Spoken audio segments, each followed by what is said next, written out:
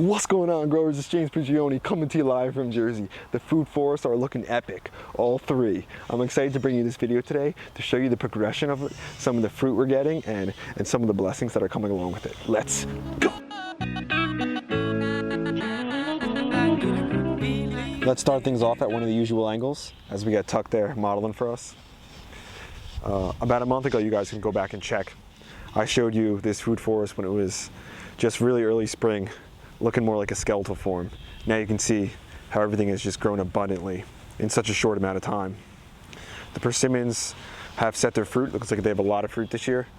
So we're hoping to get a nice harvest out of that. The peas are producing real well in this garden here along the fence line. You can see we've got a lot of peas. I'm gonna go through and harvest a bunch of those peas today because peas, just like cucumbers, the more you pick, the more you get. If you allow a few of those peas to swell up, ripen, then this pea plant will really focus on just producing seed and stop flowering. So we want to try to get as much as fruit as we can. A number of different varieties of peas. As you can see, we've got, I forget the exact variety, but we've got some nice dark purple peas.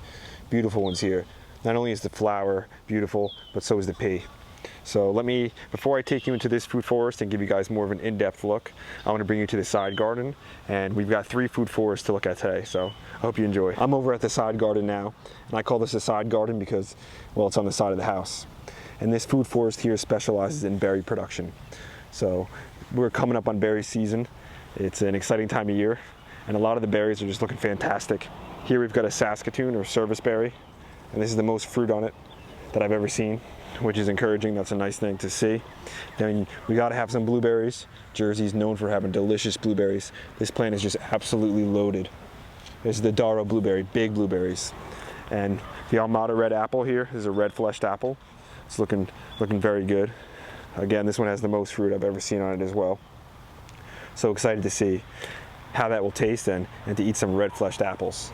And we've got some strawberries underneath here. These strawberries aren't doing as well as some of the other ones in the main garden, but we're still getting some production out of them. Still some decent sized strawberries.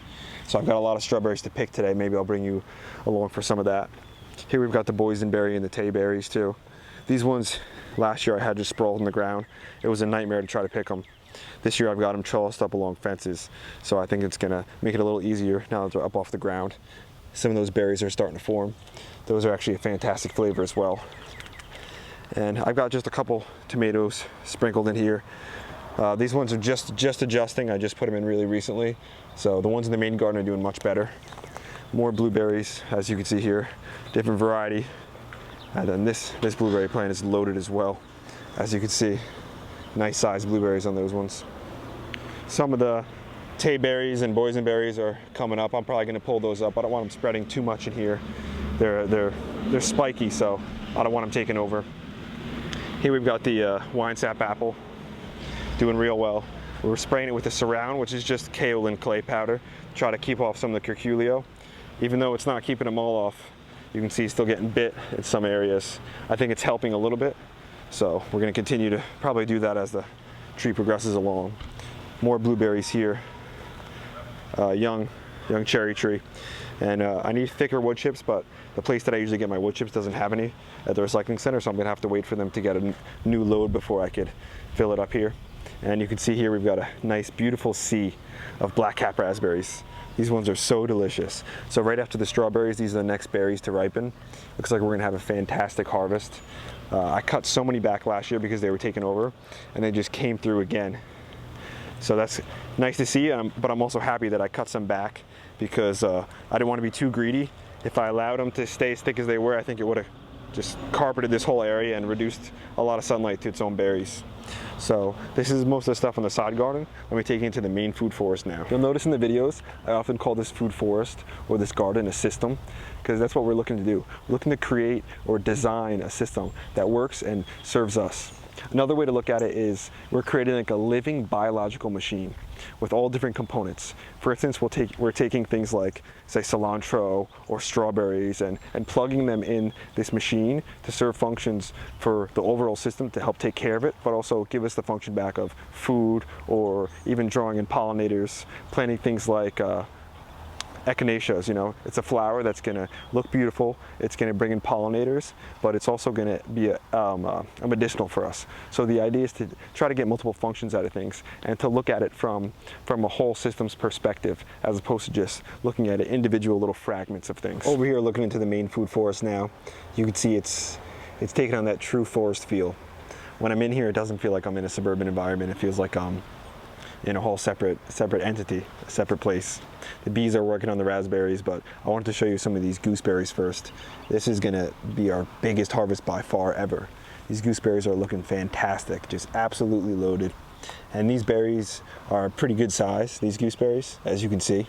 So they aren't ripe just yet. Usually you could feel them and they have a little give. These ones are really hard, so they have a little give when they're ripening. And I don't feel that yet, so I know I got a little bit of time. I also have some tomatoes planted in pots here, still adjusting to the new homes just a little bit, but I just couldn't fit them in the garden. I already have so many tomatoes planted, which is it's a great feeling knowing you have too much.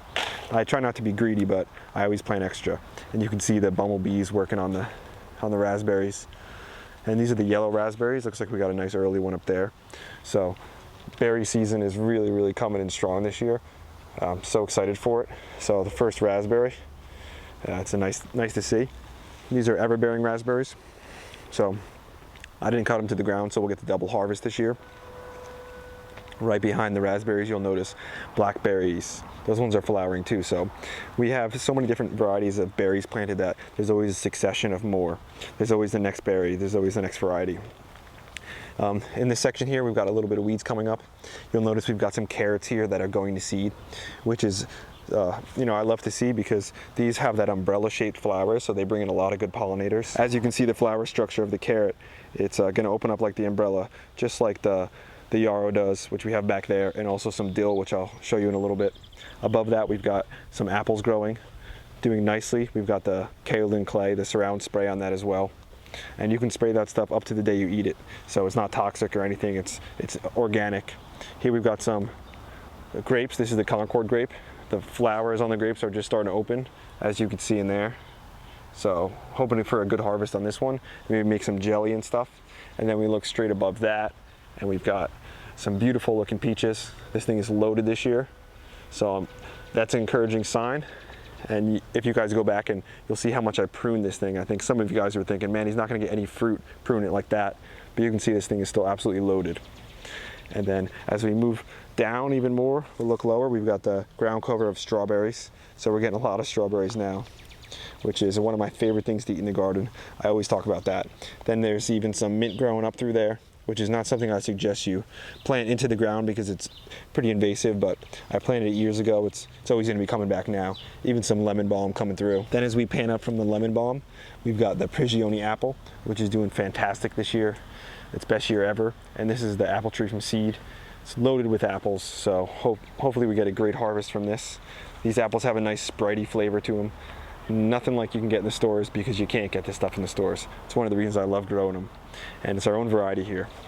As we see Tuck in the background, he's looking for more asparagus to snack on. He's always trying to eat some from the garden.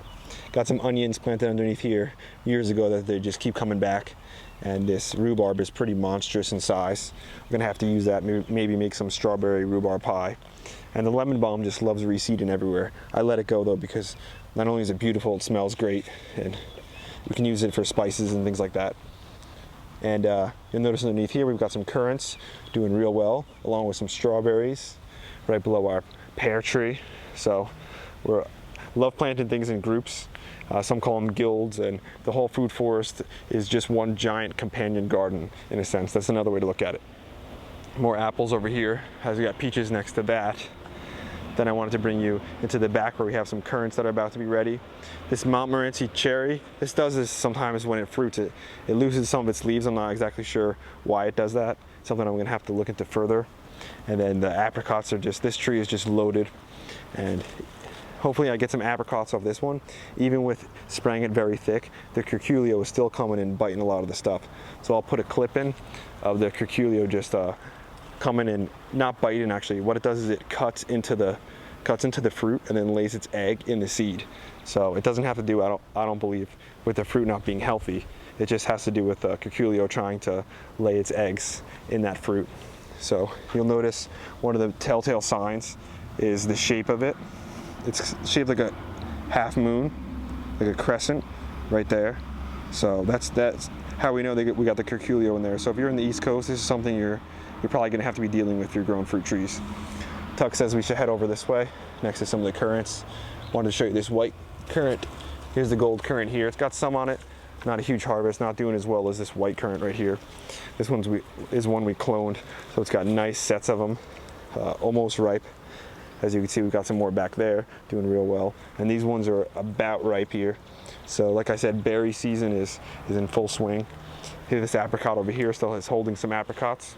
Hoping to get a nice harvest out of this one. So we'll see. Apricots are never anything that I got a huge harvest from because the curculio is just, it really always hits hard, especially those. And this plum tree here, looking fantastic, looking the best it ever has. That's really encouraging to see. Before I move into the new food forest, there's a few other things I wanted to show you. And as you'll notice, not everything works every single time. That's just life, that's just gardening. But when you have a diverse number of things planted, there are always some things that do excellent. So you're getting some stability in your harvest by planting a diverse number of things. And if you guys are enjoying this video, hit the like button, hit the subscribe button, that helps us out a lot. And if you really want to support what we're doing, food forestry, food freedom, and you want to be a part of Team Grow, check out some of the merchandise. I'll put the link in the description, and then also should be at the bottom of the videos where you can scroll through at the bottom and see we've got mugs and shirts, stickers, towels, all different kinds of things. And it's just something that we have out here if you guys want to support, because I know a lot of you message me sometime that you want to, and that's a great feeling for us. But if you don't want to put out any money, that's fantastic, that's awesome. I'm not asking that you do. If you want to, the best way to support our channel basically is to just watch the videos and to give us some encouraging words and even some constructive criticism if it's something you feel we need. Still in the old food forest now. You can see the chickens in the back. They're in their own pen there. I've kept a couple of raspberries, some new varieties that we added in, but I took out most of the other raspberries, replaced them with strawberries.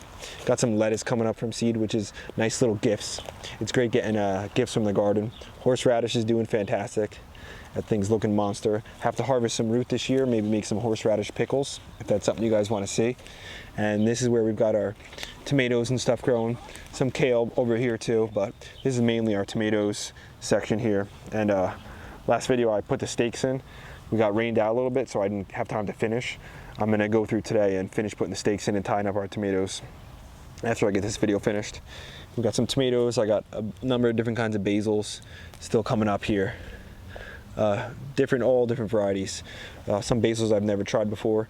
Some, as you can see, some Swiss chard, doing okay. Getting bit a little bit, but I think we'll be okay. Some cabbage, a number of all different kinds of tomatoes. Then we've got some purple basil. I think that's the midnight basil. Some borage, and then as we get these stakes in, we'll remove the cups. The cups are just letting us know what variety of tomatoes we have. A new young apple tree. I think this is the Honeycrisp. So it's got some apples on it, which is encouraging to see. Another lemon balm underneath that. Those things just come up everywhere. We love to see it. Same thing with the Echinacea. They seed, it seems like relatively easy. Some of them are flowering on the other side. I'll have to show you. I wanted to show you my favorite flower actually in the garden. It's a relatively common flower, but it's just, I love it. I love how delicate they are. That's the California poppy. Looking beautiful, and they've closed up a little bit as the sun has gone into the clouds. We're expecting some rain, but they'll open back up again once the sun comes out. And so many asparagus has seeded underneath there. More Echinacea over here, and some grapes along this fence line. Some hazelnuts here. Hazelnuts look like they have some fruit on them. Not as much as I was hoping, but you know, we can't be too greedy. Not everything's gonna work, like I said, perfect every single time, but looks like we got some young hazelnuts forming underneath there. More strawberries over here with the new pear tree that we put in. Doing fantastic, and hoping to get some good pears out of that one. And then a bunch of peas. I'm gonna go through and harvest a lot of those because this section the peas are doing real well over here, loaded, and we've got grapes above them. So again, always looking to get as much out of this space as we can, as much food, as many things piled in, while still actually, you know, allowing everything to do well and support each other. Let's move over to the new food forest now, going on its second year. And this one I'm so excited to show you all because this is a picture of what you can all have in a short period of time. It doesn't take long to get to production. As we look into the new food forest now, you can see it's getting greener and greener, which is a good feeling. We're also getting some strawberries nice and ripe, so already getting some production out of it. Right below us here, we've got some zucchini. So that's doing fantastic in the front. Got a lot of it. I'm gonna have to thin it out just a little bit more, I think. Spinach has been good. We've been eating that. It's starting to go to flower, some of it. Some lettuce right underneath that. A bunch of green beans, doing fantastic. Behind that, we've got arugula. I believe that's wasabi arugula. So it's got a little bit of kick to it. It's a good one. I like it a lot. More peas along this fence line. Always trying to utilize that extra space. I wanted to show you these strawberries, man. These things are just doing fantastic. Nice, thick rows, ripe strawberries. And there's nothing like it. I mean, I say it so many times, but strawberries are some of my favorites. Looks like that one got bit just a little bit by the birds. Must be a sweet one. So I don't have the rocks in this section. Maybe next year I'm gonna have to get more rocks painted, add them everywhere I have strawberries. You can see some milkweed coming up through there too. Trying to make sure we're looking out for the monarchs, those butterflies. A lot of tomatoes in here. Tomatoes planted between the onions, tomatoes planted behind the onions, tomatoes planted in front of the onions. Carrots are doing well in this section here with tomatoes planted in between those. Tuck's inspecting everything, getting everything okay. And along the fence lines, we've got our grapes. You guys might remember when I went back and pruned those grapes so heavily back. And this is why I did it, so we can get a nice flourish of growth. Those grapes focused on the roots after we took them down low. So when we focus on the roots, we know we're gonna get a burst of nice growth after that. So we got cucumbers planted at the base here, gonna be growing up as those peas start to finish.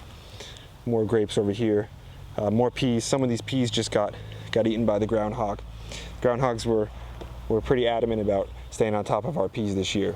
So we didn't get as many as we like to, but we're not gonna be too greedy. Tuck, gotta watch out for Tuck. He's already trying to eat some of the carrots when they're young. More spinach here as Tuck tramples some of it underfoot. This is why I keep him out sometimes, but I gotta let him come in and explore. Got some beans here, some purple beans. Looks like they're gonna be doing well. And then we've got some dragon tongues at that end too. More peas. Here's a beautiful purple flower on these peas too, but not the actual purple peas, just the flowers. Cucumbers all coming up along there. More spinach. So you can see we're growing a lot of food. This variety of strawberry is just, it's been off the chain this year, producing so many. Big strawberries too. So as we move, it's beautiful to see.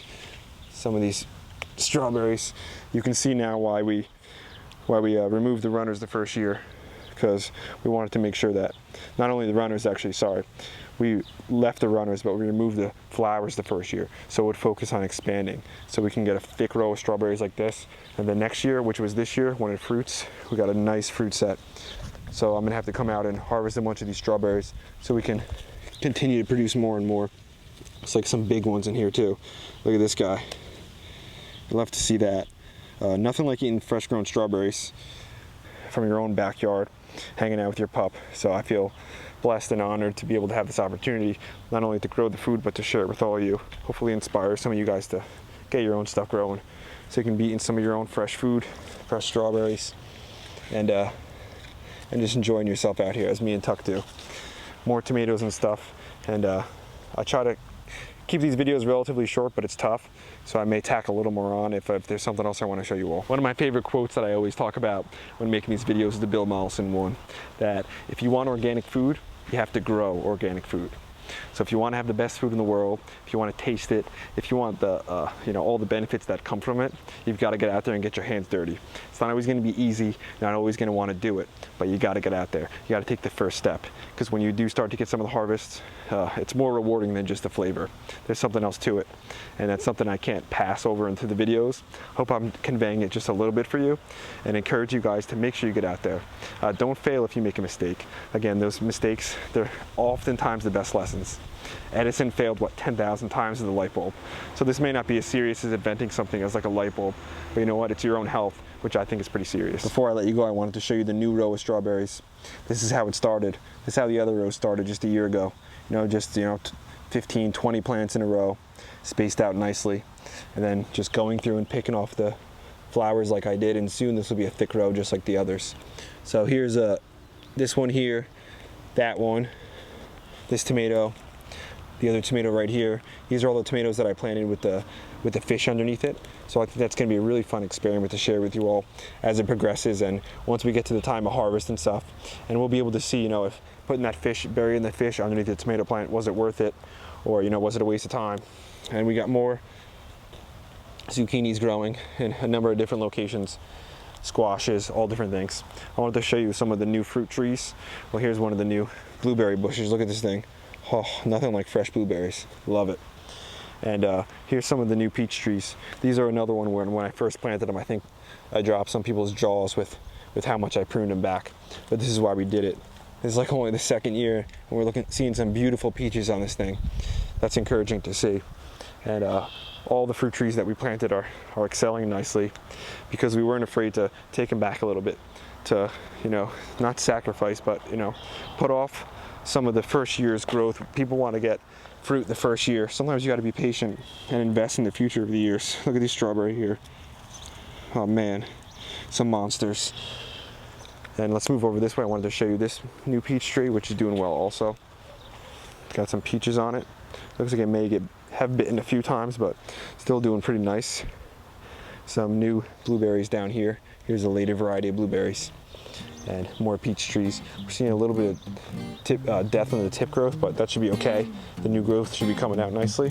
More strawberries underneath here. I talk about it a lot, but strawberries are one of my favorite things to eat. That's why we make sure we plant a lot of them. Yeah. And more peach trees over there. It's the truth, I step into the night, but it never made sense to me. Some crave the limelight, makes me wonder how I'm supposed to be. Could it be wrong to kick back and just right? Well, let the truth be told, when in my zone, learn from the finest techniques. Let the truth be sold to you, come to your own, but you're moving too quick, don't speak. No doubt gonna lay my claim. You put in work and just wait. Let it all unfold, straight from the soul. Now I stick to my goal always. And damn right, gotta lay my claim. Watch the whole world change. Let it all unfold, straight from the soul. Now I stick to my goal always. It's the truth, I step into the night, but it never made sense to me. Some crave the limelight. Imagine if they put the time to seek, to find a talent and watch it take flight. Yeah, now let the truth be told. Go to your zone, learn from the finest techniques. Let the truth be sold to you, come to your own, but you're moving too quick, don't speak. No doubt, gotta lay my claim. You put in work and just wait. Let it all unfold, straight from the soul. Now I stick to my goal always. Damn right, gotta lay my claim. Watch the whole world change. Let it all unfold, straight from the soul. Now I stick to my goal always. That's today's video, growers. Thanks for watching. I hope you enjoyed it. I hope you found some value in it. And I'm going to continue to try to make these food forest walkthroughs, showing you the property, showing you the progression of things, so you get a taste of what it would be like if you started your own garden. And I'm not making these videos to you know, show how great I'm doing things, because oftentimes I'm showing you the things that I'm doing wrong. So this is really as like almost like a documentary lesson, and something that you guys can look at it and get some ideas from. Say, oh, that's how James does it, but I think it could be better if I do this, if I tweak this. So I'd love to hear some of your suggestions, some of your constructive criticism, and some of your comments of what you guys think, not only of the garden, of the channel, and also some other things. I've got a number of videos planned. I got to get my tomatoes in, my eggplants in. We've got a lot of work to do in the garden, but I'm trying to just find rest and enjoy the pieces of the harvest that we are getting, because sometimes I rush through things and I don't actually, you know, I don't enjoy a lot of the blessings that we get. So I'm trying to take time to do that, but also bring you guys as much content as you can, and also get more done. So there's always a balance of, you know, doing as much as I can without overdoing it. So we'll see you guys in the next one. Me and Tuck, we out.